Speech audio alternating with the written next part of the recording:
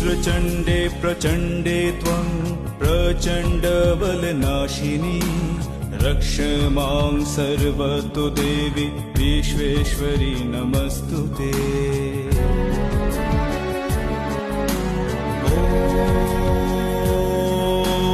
दुर्गोत्तारिणी दुर्गे त्वं सर्वाशुभविनाशिनी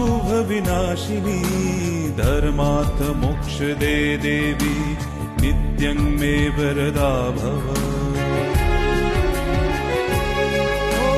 दुर्गे दुर्गे महाभागे त्राहि मां शङ्कर प्रिये महिषासुरं मदन्मत्ते प्रणतस्मि प्रसीद मे ॐ आयुर्देहि यशो देहि भाग्यं भगवती देहि मे।